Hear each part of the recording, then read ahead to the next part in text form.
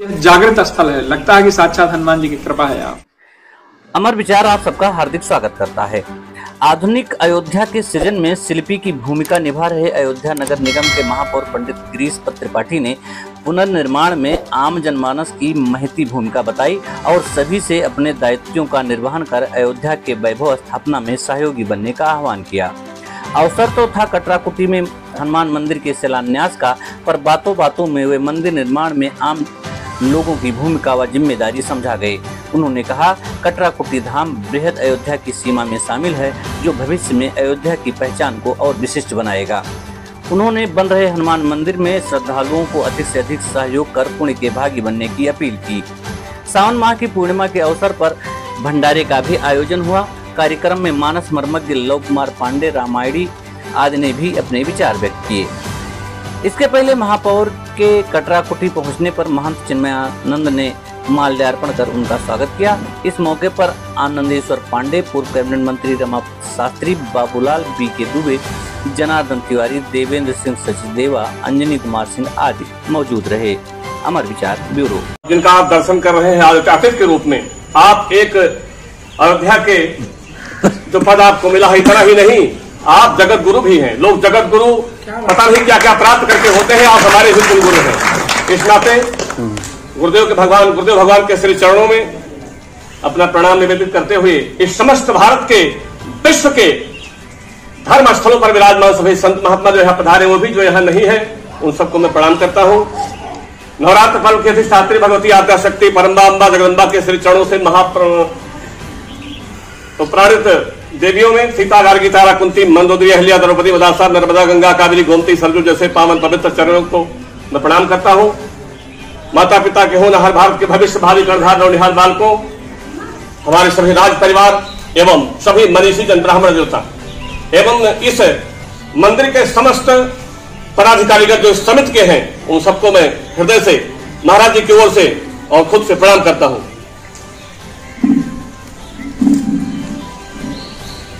प्रसंग तो दूसरा कुछ रहता, लेकिन आज गुरुदेव भगवान के पदार्पण पर हम अपने तरफ से, और वैसे भी सबसे बड़े गुरु से हनुमान जी महाराज हैं।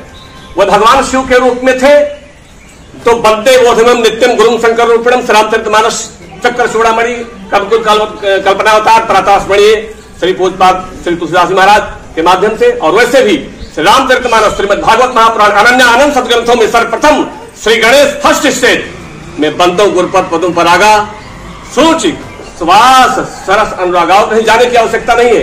और श्री महादेव जी जब हनुमान जी बनकर आए, रुद्र देह तक देह बस बानर भय हनुमान, पुरखाते सेवक भय हराते हनुमान, तो जय जय जय हनुमान गोसाई कृपा करो, मामला वही रहा।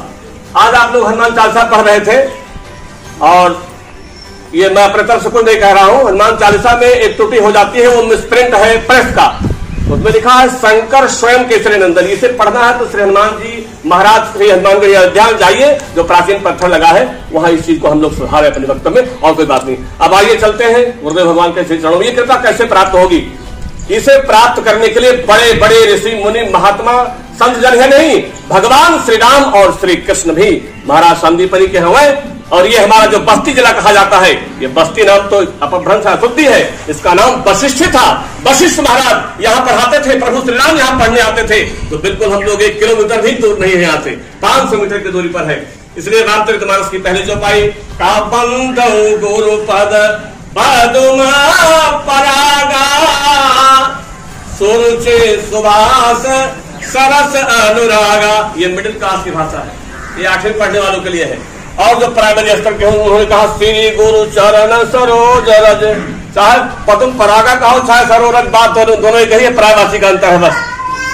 और आगे बढ़ेंगे मिडिल क्लास से ऊपर वाले हिंटर में चलिए, कहा श्री गुरु पद नख मणिगण ज्योति सुमिरत दिव्य दृष्टि ही होती गुरु पद रज। अब चलिए हर सेकेंड आगे बढ़िए, और का गुरु पद रज मृदु मंजुल अंजन नयन रमीय दोष विभंजन, उतहि कर विमल विवेक विलोचन, बरनौ राम चरित भवभोजन।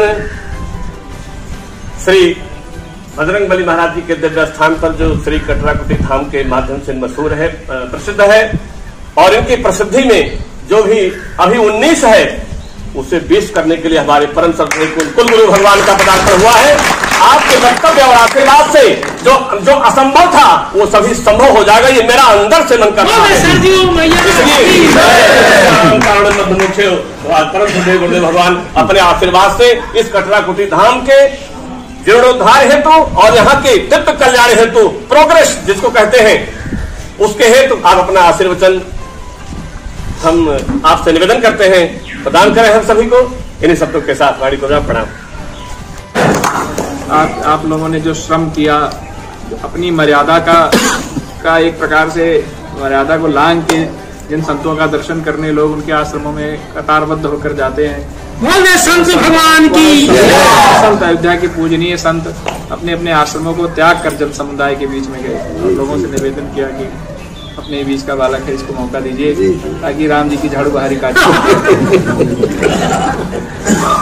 आप सबकी बड़ी कृपा है। पूज्य संत भगवान जो भी इनसे पहले वक्तव्य दे रहे थे, पांडे जी बैठे हुए हैं यहाँ पर, इनके बारे में क्या भगवान ने इनके ऊपर जैसी कृपा की है, एकदम घोर सांसारिक व्यक्ति और सांसारिक जिसमें भी तमाम समझता की ऊंचाइयों को स्पर्श करने वाली, और उसके बाद भी भगवान की कृपा और कथा प्राप्त हो रही है। बड़ी अमरनाथ जी को भी सबका बड़ा साधुवाद अभिनंदन है। कटराकुटी धाम में देखिए, हम लोग धामों में, आश्रमों में, तीर्थों में हम लोगों का आना जाना होता है। मैं खुद भी एक मंदिर में ही रहता हूँ।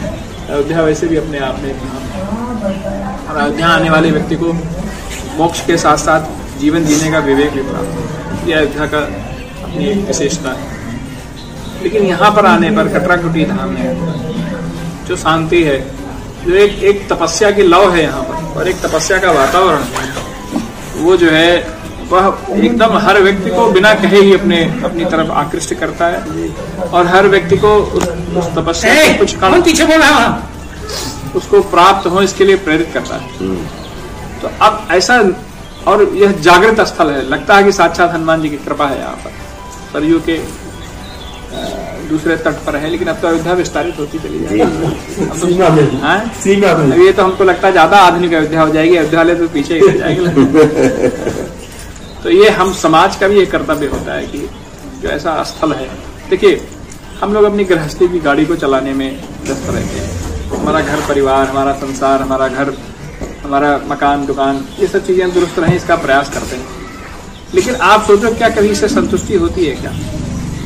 कोई संतुष्टि का इसका कोई स्तर है क्या?